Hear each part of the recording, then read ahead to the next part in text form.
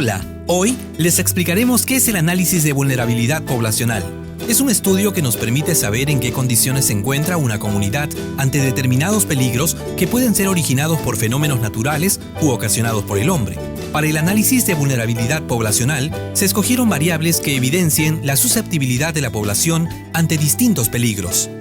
Estas variables las agrupamos en tres grandes categorías: vivienda, hogar, social. Vivienda. La categoría vivienda se subdivide en las variables de tipo de vivienda, material predominante, abastecimiento de agua, servicios higiénicos, desagüe, tipo de alumbrado y tenencia de vivienda. La primera variable de la categoría vivienda es tipo de vivienda. Aquí encontramos a las viviendas particulares. En cuanto al tipo de vivienda, se consideran vulnerables las casas en vecindad y altamente vulnerables a las viviendas improvisadas, chozas o cabañas.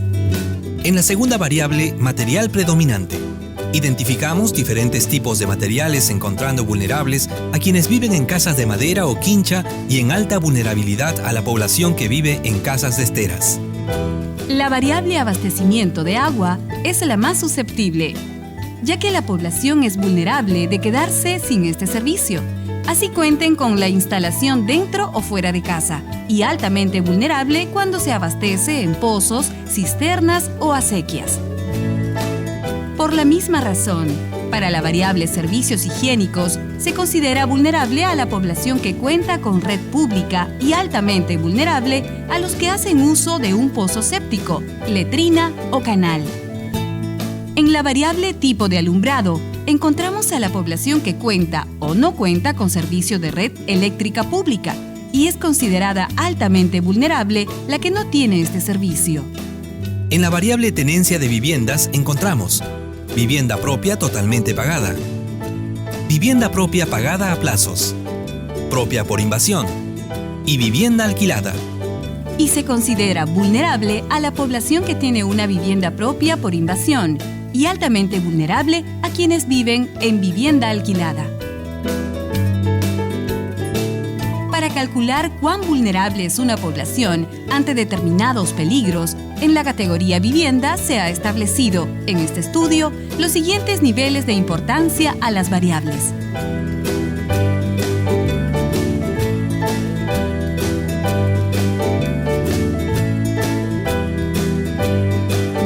Hogar.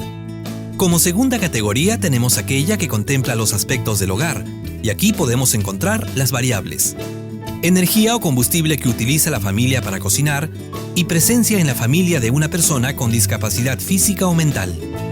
En la variable energía o combustible que se utiliza para cocinar, consideramos vulnerable a la población que hace uso de gas y querosene y altamente vulnerable a los que emplean electricidad. En la segunda variable se considera altamente vulnerable a la población que tiene alguna discapacidad física o mental, problemas para usar brazos o piernas, ceguera, entre otros. Para calcular cuán vulnerable es una población ante determinados peligros en la categoría hogar, se ha establecido en este estudio los siguientes niveles de importancia a las variables.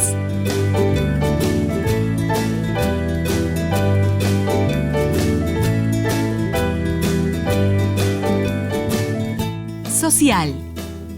Como tercera categoría tenemos el aspecto social, y aquí se han considerado las siguientes variables: edad, afiliación a un seguro de salud, condición de alfabetismo, nivel educativo alcanzado, ocupación principal, rama de actividad económica, categoría de ocupación, hijos nacidos vivos y tenencia de DNI.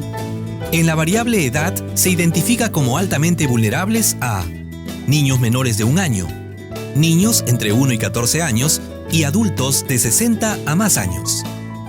En afiliación a un seguro de salud, consideramos a la población que cuenta con un seguro integral de salud, con seguro e-salud, y a la que no tiene ningún seguro, siendo vulnerable la primera y altamente vulnerable la que no tiene ningún seguro.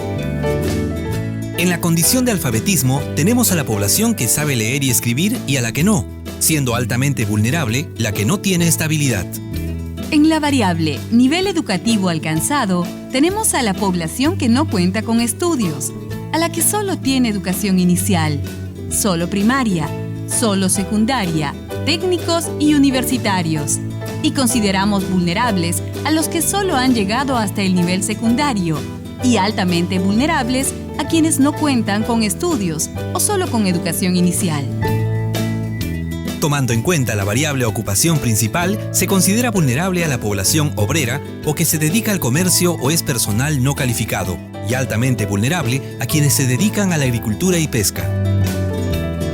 Esta situación se observa también en la variable actividad económica, donde se considera vulnerable a la población que se encuentra dentro de la industria manufacturera o comercio al por mayor, y altamente vulnerable a quienes se dedican al comercio por menor, venta de vehículos, pesca o agricultura. En la variable ocupación tenemos al empleador, trabajadores independientes, trabajadores del hogar y a los considerados vulnerables, que son el empleado y el trabajador familiar no remunerado y altamente vulnerable como el obrero. La variable población con hijos nacidos vivos se divide en familias que han tenido de 1 a 3 hijos y los altamente vulnerables que tienen de 4 a más hijos. En la variable tenencia de DNI, consideramos altamente vulnerable a la población que no cuenta con DNI. Para calcular cuán vulnerable es una población ante determinados peligros en la categoría social, se ha establecido en este estudio los siguientes niveles de importancia a las variables.